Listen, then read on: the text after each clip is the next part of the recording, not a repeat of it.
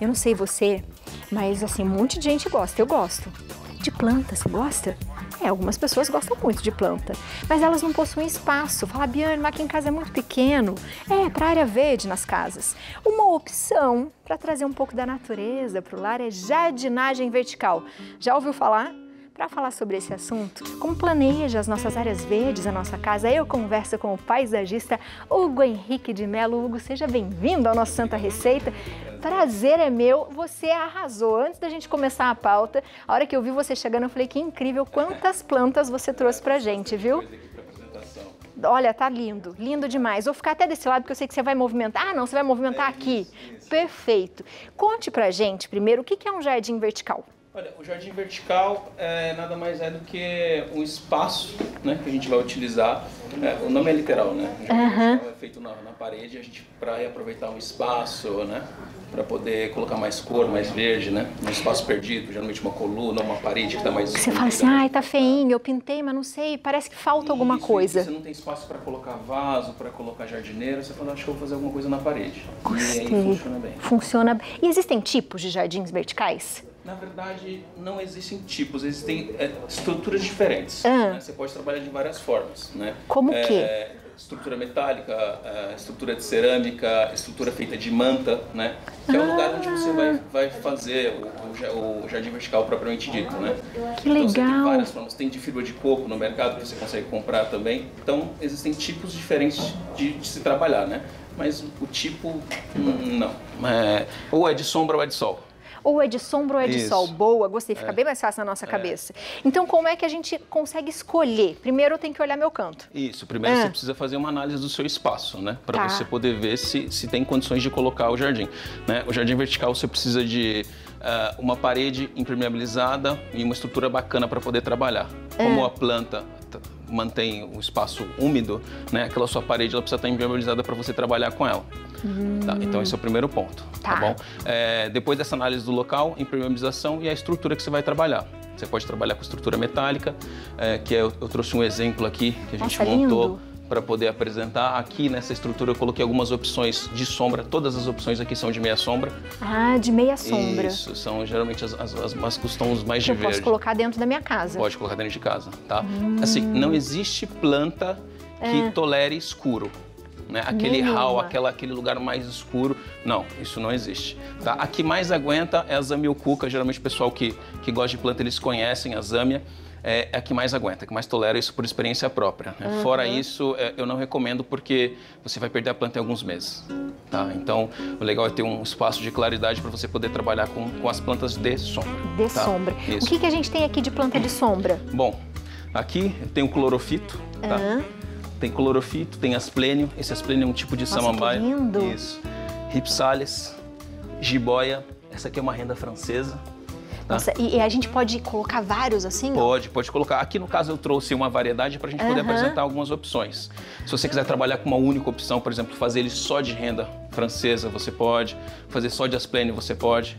Então vai depender muito do seu gosto, né? O que você quer. Mas quanto mais variedade, mais volume a gente vai ter. Mais aquele aspecto natural, sabe? De você tá fazendo uma trilha, você vai na mata e você vê aquela paredão rochoso, cheio de... Foi daí que surgiu, né? Então você vê aquele paredão cheio de samambaia, cheio de ripsales, então, ripsales é essa opção aqui, né? Com a jiboia subindo, então a ideia, quanto mais opção você colocar, mais volume você colocar, mais natural vai ficar. Mais natural vai ficar. Você pode trabalhar desenhado também, usar o clorofito, talvez uma opção em cima, colocar outra embaixo, fazer um desenho, você pode fazer, né? Aí vai depender muito do gosto da pessoa, tá? Então aqui, ó, o asplênio, clorofito, ripsales. Essa aqui é a jiboia, renda francesa. Aqui a costela de Adão, só que é uma muda jovem, por isso que ela não tem aquelas folhas grandes formadas. Nossa, que linda. Essa aqui é uma muda jovem. Isso aqui é uma samambaia amazonas e o cingônio, que ele tem esse tom acinzentado. Que incrível. A gente trouxe essas opções para poder apresentar. E aí você vê que tem vários tipos de tons, né? Eu tenho um mais verde mais escuro, verde mais claro. Eu tenho variegato, que é essa daqui, que ela tem esse tom esbranquiçado nas pontas, tá? E aí você vai trabalhando de acordo com o gosto. Com o gosto. Isso. Ela, então, eu poderia colocar na minha área interna. E como é que eu faço um arranjo, por exemplo, para colocar? Você vai explicar pra gente como é que faz um? Sim. no caso o vaso, né? Eu deixei um espaço vazio aqui. Pra você colocar justamente aí. pra gente poder montar um, né? Eu trouxe uma samambaia, essa aqui é uma samambaia americana, que é igual essa daqui. Nossa, Essa aqui é uma muda mais jovem. Essa é uma muda mais jovem, tá? E aí eu trouxe pra gente mostrar exatamente como que vai fazer pra poder... Eu posso fazer agora já? Pode. Então vamos colocar lá. Aqui a gente usou esses vasinhos meia-lua. Ah, é legal, que ele Isso, fica só essa isso, partezinha isso. da frente mais Na estrutura redondinha. metálica, a gente usa ela, você pode usar ela com abraçadeira de nylon, que é aquelas de plástico que você fecha. Infelizmente eu não trouxe nenhuma, mas eu trouxe arame, faz um gancho em também arame. dá pra fazer. Sim, porque a abraçadeira de nylon, se ela ficar exposta no tempo, ela tem tempo de vida útil, porque é plástico. Verdade. Então você ela vai imagina, você monta soltando. uma estrutura, não sei, 10 metros quadrados de jardim vertical e coloca a abraçadeira de nylon, ela fica exposta ao tempo, né? E aí, 2 anos depois, Uma hora vai estar cai caindo tudo. os seus vasos. Imagina. O retrabalho que você vai ter para remontar tudo, começar a cair, vai estragar. E depois de 2 anos, você teve o jardim todo montado, né? Porque assim, quando você monta o jardim vertical, ele começa com mudas jovens e elas vão crescendo, tá? O jardim vertical é igual ao jardim de casa, ele requer manutenção, tá? Então, inclusive, eu até deixei esse asplênio aqui com a folha amarelada, para as pessoas verem, né? Porque quando você digita jardim vertical na internet, você vê um Não, você só vê tudo absurdo. verdinho. Exatamente. Maravicherry. Exatamente. Mas você não sabe que requer esses cuidados, né? Limpeza das folhas, tratamento fitossanitário, porque dá praga, dá pulgão, cochonilha. Você tem que fazer, adubação precisa ser feita. Vou te falar algo que a maioria das pessoas pensou que o jardim vertical é só artificial. Não é? Sim, Porque quando a gente vê ali, você vê tudo verdinho, você fala, não, acho que isso aí não é de verdade. E é. Ele requer cuidado, requer muito cuidado, inclusive, né? Porque as plantas, elas crescem, elas ocupam o espaço da outra, né? Por exemplo, o Ripsalis, ele cresce aqui na vertical, ele vai descendo, ele vai ocupar o espaço dessa jiboia. O que eu preciso fazer? Eu preciso limpar, eu preciso podar, direcionar a planta para ela não ocupar o meu espaço. E para ela ter um espaço dela também. Para a jiboia, que é a planta de baixo, poder ter espaço, né? Porque se fizer muita sombra, geralmente a gente perde a planta, né? Isso acaba acontecendo. Então, essa manutenção, ela precisa ser feita justamente por isso. E a rega? Para a gente poder manter ele sempre bonito. A rega, olha, depende muito do local. Se for uma área mais ensolarada, precisa ser diária. Porque, assim, o lugar onde a nossa planta está, ele é pequeno. Né? Então essa água, essa umidade, ela evapora muito fácil, essa água ela se perde. Tem a parte da absorção da planta, tem a parte que escorre, tem a parte que evapora. Então essa água no sol, ela precisa ser constante. Tem, dependendo da planta, de 1 a 2 vezes por dia. Isso. Por isso tem que ter uma irrigação eficiente e, de preferência, um timer, alguma coisa eletrônica para você poder... Não esquecer. Exatamente. Você vai viajar, volta, acabou, morreu tudo. 2 dias perdido. 2 dias de viagem, 2 dias de viagem você perde todo o jardim, entendeu? Dependendo da planta é muito mais rápido, 1 dia. Por exemplo, tem a St. Patins, que ela é um híbrido daquela marinha sem vergonha, que geralmente a avó tinha em casa. Sim. Ela é uma planta de sol e ela seca muito fácil. Ela seca muito fácil. Aí você perdeu a plantinha. Bom, eu vou mostrar aqui como que a gente vai fazer, rapidinho, tá? O ideal, argila, tá bom? Que é o dreno que eu coloco no fundo do vaso. Para não empoçar, manta, que é para a gente poder manter o substrato aqui dentro. Legal. Tá? Eu trouxe aqui um substrato adequado, tem isso também, tá? Não é qualquer terra. Porque o que acontece, como ele fica muito úmido, se eu colocar uma terra muito argilosa, essa terra vai virar uma lama, uma pasta, e aí eu vou ter problema com a planta. Entendeu? Então o ideal é você usar um substrato bem solto, rico em matéria orgânica, em casca. Substrato para orquídea, bromélia, é legal.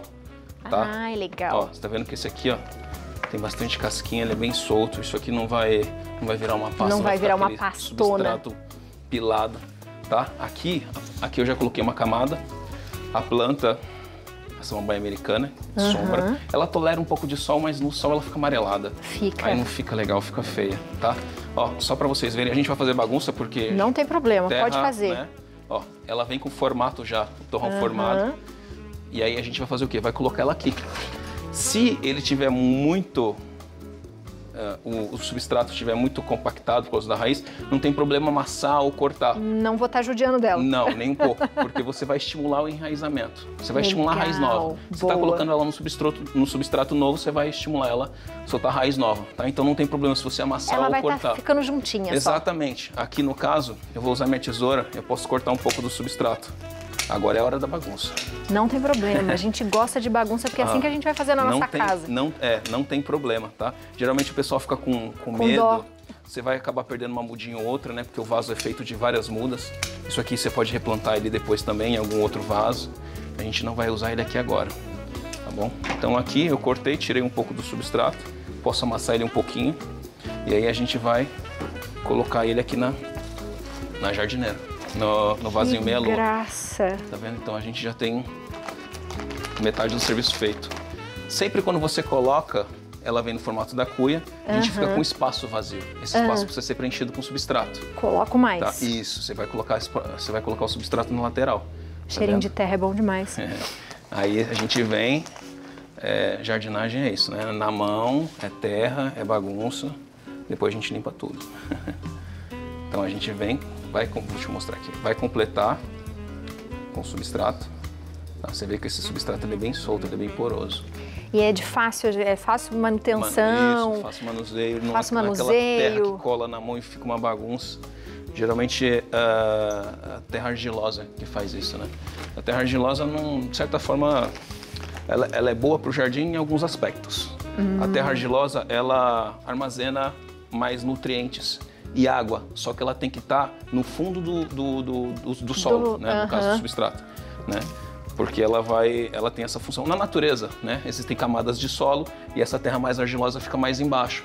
Então, essa camada mais argilosa que segura o nutriente é a água, entendeu? Por conta disso. E aí, bom, a bagunça tá feita. Aí a gente vai pegar o ganchinho. O ganchinho. Tá aqui, exatamente. O ganchinho é simples. Faço com arame mesmo, tá? E a gente coloca no fundo.